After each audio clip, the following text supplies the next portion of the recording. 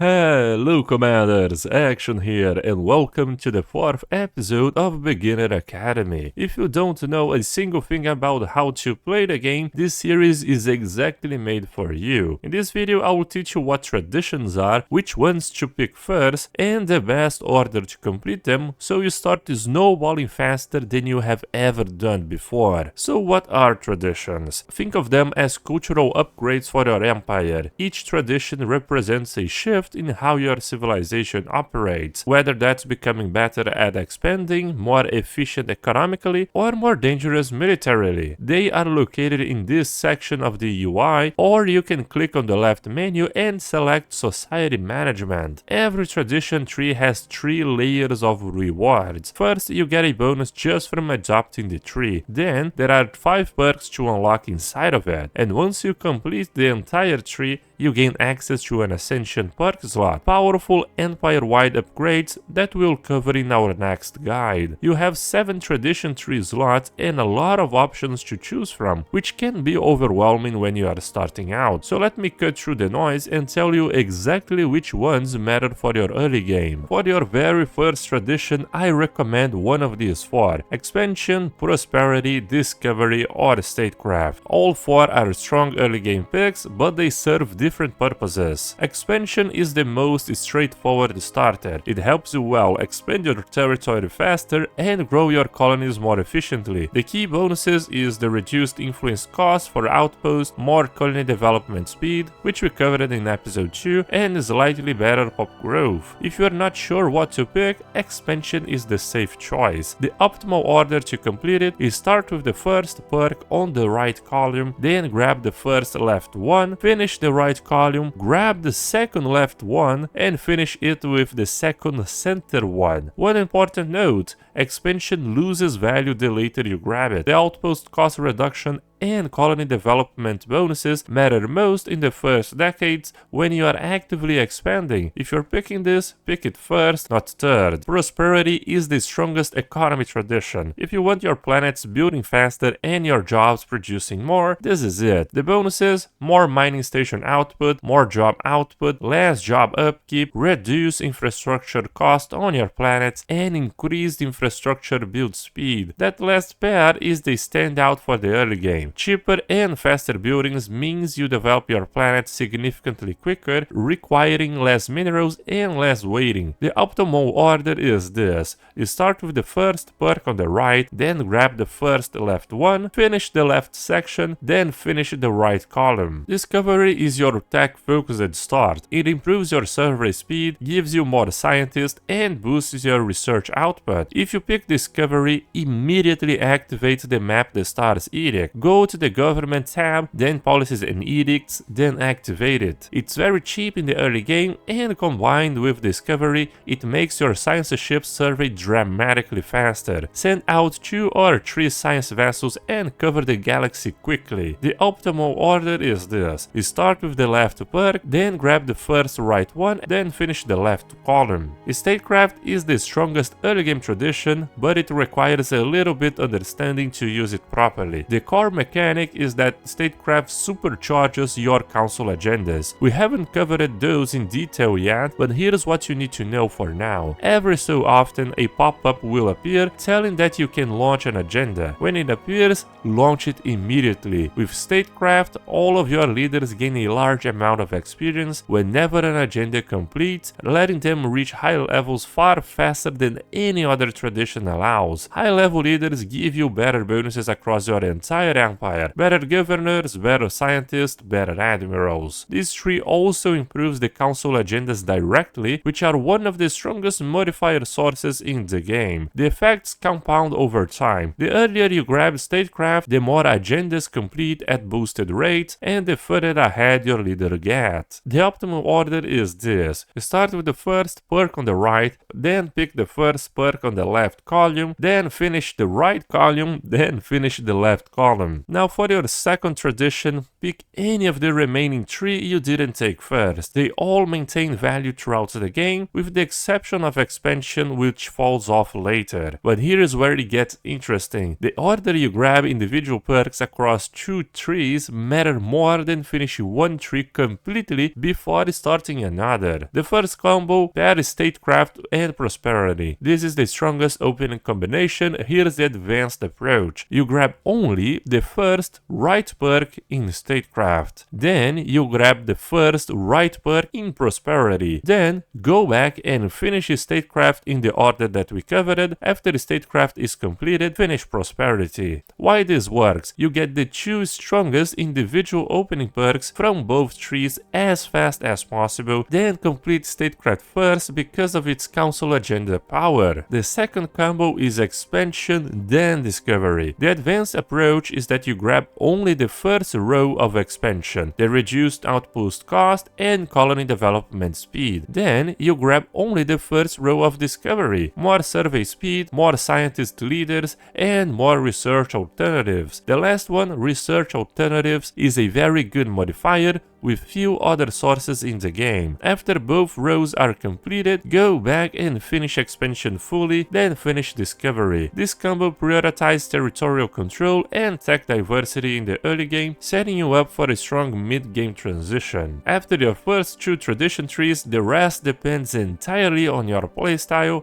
and what your empire needs. So let me walk you through each tradition tree in real time so you can see exactly what every perk does and when to pick them. So let's jump in. Quick report from High Command before we dive deeper. Most of you watching aren't officially enlisted yet. If this run gives you ideas for your own games, subscribe and join our Navy. Adaptability is a mid-tier tradition. It is better for you to grab it later into the game. It will give you some habitability and maximum districts, however the other modifiers, they're very negligible. The optimal approach is that you grab environmental diversification, this one, and then you move to adaptive ecology, this one. The rest, we don't really care about them, so pick whichever order that you want. Aptitude, it is a fantastic tradition now. It got massively buffed. The best perk you can have for this tradition is the specialist training, so start with this one. You grab this one, then you move to Champions of the Empire, another massive perk. Effective leader skill level is something very important as well. After you finish the right column, you pick the Empire needs you, of course, then you move to this one, the psychological profiling. It will reduce the leader maximum negative traits, which is fantastic. Then you grab healthcare program, which is kind of an okay perk. In the end, this tradition is very good, but pick it as your 4th or 5th tradition. Don't pick it very early because you won't make very use of the specialist training. It gives you job efficiency depending on your governor skill level. If they are low level, you won't get much from it. Archivism, it is a tradition tree that has only one unique case that you may grab it. This one, Frontier Archaeology. It allows your science ships to excavate archaeological sites in unknown systems. This is very good. However, you must at least know what the archaeological site does, because there are some that will completely change your gameplay, but there are others that will do basically nothing for your empire. So picking an entire tradition tree so that you can excavate an archaeological site that won't give you anything, well, that isn't very good. For this reason, the order is you grab Xenopaleontology and move to Frontier Archaeology. The rest ones we don't really care about. The flawless display is kind of okay because it will boost the specimen output by 5% if you have rare or better. However, this entirely depends on your galactic archive, so yes, it's very heavy on the RNG. Commerce is perhaps like the best tradition for the mid game. It is extremely good, and for some trade specific builds, it is the best tradition in the early game as well. This is absolutely busted. For your optimal order, you of course start with adaptive economic policies. This will unlock the consumer benefits and marketplaces of ideas trade policies, which will convert your trade value into consumer goods or unity. This is very good. It is a more advanced approach, I can admit that, but if you are going for a trade build, it also has some other bonuses that are not so advanced, like this one, plus 10% trade from jobs straight away, less market fee reduction just like that, and some other trades. For this tradition, the optimal order, you finish the entire right section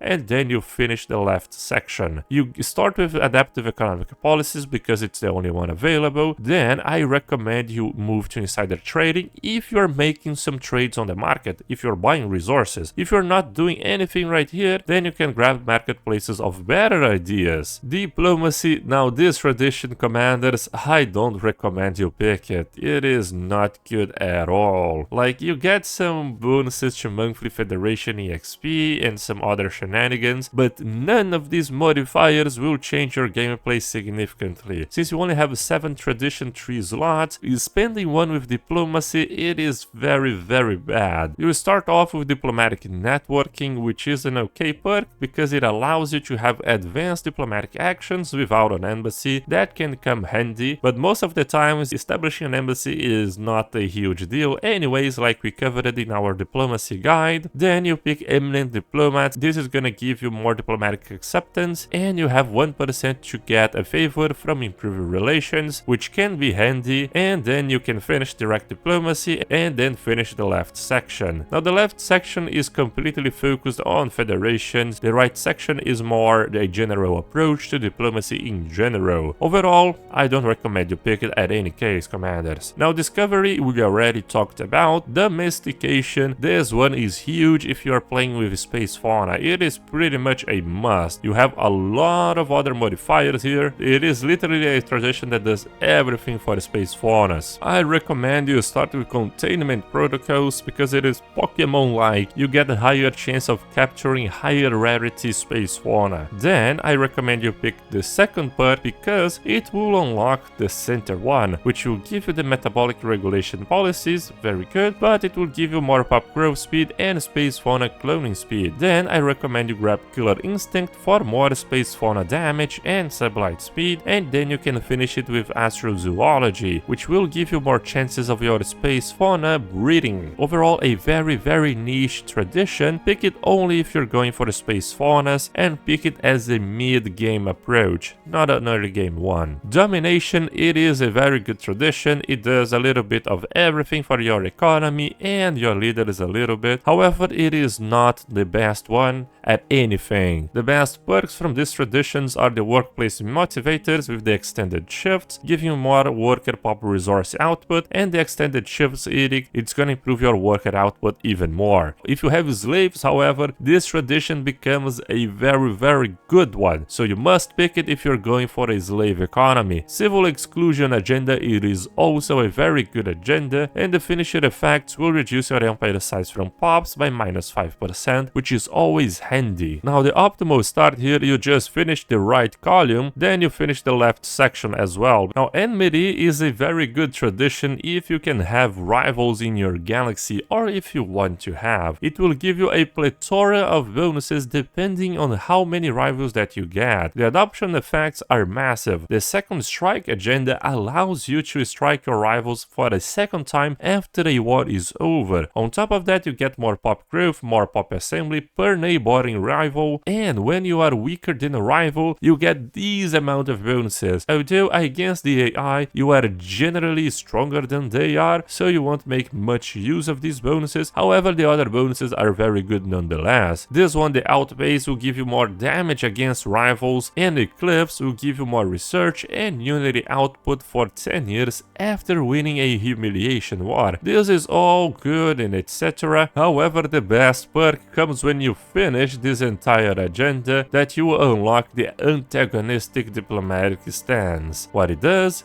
it gives you +2 maximum rivalries, and it gives you +10 unity from rivalries on top of more diplomatic weight. The best part about this, restrictions on rival are relaxed both for us and against us, so it means we can declare rivals on empires that are weaker than us or even stronger than us. So with this +2 maximum rivalries and +1 from the adoption, you basically double the amount of rivals that you can get to 6. You can have 6 rivals, and with 6 rivals commanders, if you saw that, we are going to be getting 60 unity from rivals. That's very powerful. The optimal pick here, you just finish the right column and then you finish the left column. Not any mystery here. Now expansion, we already covered it. Fortification, it is a very good tradition if you're playing in the defensive side, because when you finish it, you get access to the Eternal Vigilance Ascension perk. And look at what it does. It gives you literally the best perks to buff your starbases. Your starbases, they become a bastion of defense. So if you are struggling and you are afraid that you may die to the AI or anything dangerous nearby, go with Fortification. It is always a good tradition to protect yourself across all stages in the game. Just don't pick it first, because picking this tradition first might actually harm your economy, because it does not give you anything economy wise. The best perks, I recommend you start with Defensive Zeal. This will massively buff your starbases and defense platforms. Then you finish the left column. This will give you all the war modifiers and increase the ship fire rate inside your borders, helping you defend. Then you go back and finish with Fortress Doctrine. Now keep in mind, when doing the fortification, I heavily recommend you grab Eternal Vigilance for a very strong combo. Now Harmony is a very niche tradition for later into the game. It is good if you are planning on ascending your planets. This is a different mechanic that we covered it briefly in our planetary guide, which is this option right here, Colony Ascension. It will pretty much just buff your planetary designation. As you can see, the Empire Capital, it will get slightly better. It is not game changing, but it is an important mechanic for later down the line. So pick this tradition as your 4th, 5th, or even later into the game. Don't pick it very early, it won't do you anything. The optimal tradition here, you start with Mind and Body to reduce the leader maximum negative traits, then you finish the right column, then you finish the left section as well. Now Politics is a very unique tradition. It is very good if you are making your way into the galactic community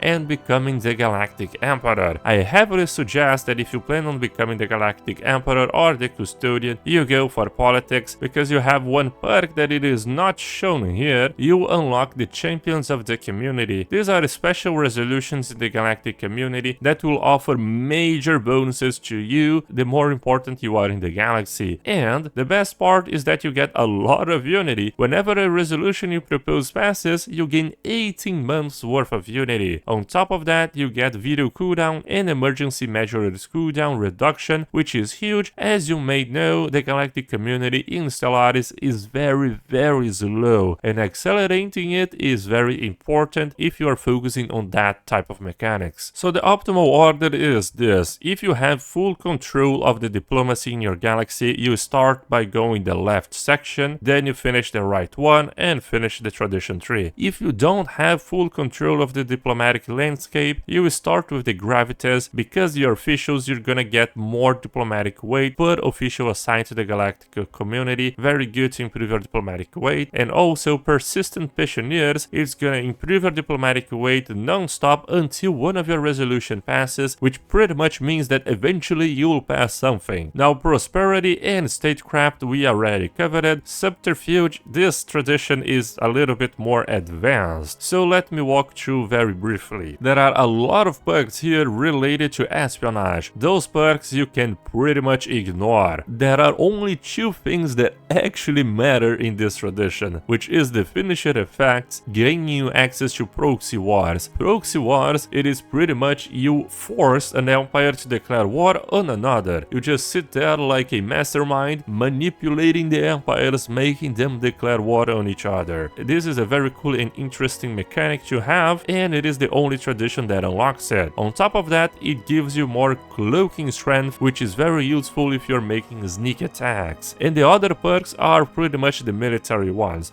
Operational security, it's gonna give you more tracking, which buffs your ship weapons, and information security, Enmity will give you more evasion chance, very good for smaller vessels like corvettes or maulers. So those are the only good perks from the tradition. Therefore, the starting order, I recommend you pick Information Security if you're making use of smaller vessels, or you start with Operational Security if you're making use of larger vessels with long-range weapons. After you pick them both, you go for the center, and the other two doesn't really matter. I would recommend you go with Shadow Recruits to get some more infiltration speed if you have a spy network, and then you finish with Non-Disclosure Agreement. Overall, this tradition is a very niche one, and you should pick it only later into the game. Now, Supremacy is the other tradition that is more focused on the military side. It is the best one in terms of military, of course. Now, this tradition I recommend you actually pick early into the game. You can pick it as your third or fourth tradition. Don't pick it as a second one, because your first tradition trees, they should be more focused towards economy and snowballing your empire. The Supremacy one is pretty much just consolidating your entire military. If you are still building up your ships, I recommend you start with the left section. If you already have your ships, I recommend you start with the Overwhelming Force for the plus 10% ship fire rate. After you grab the Overwhelming Force, you move to Fleet Logistic Corps, reducing ship upkeep and increasing naval capacity. After that, you grab Master Shipwrights and finish with the War Games. The last perk you wanna have is the Great Game, plus 20% damage versus the starbases. Not the best modifier out there, but it's still useful. Now, the other traditions that we have here,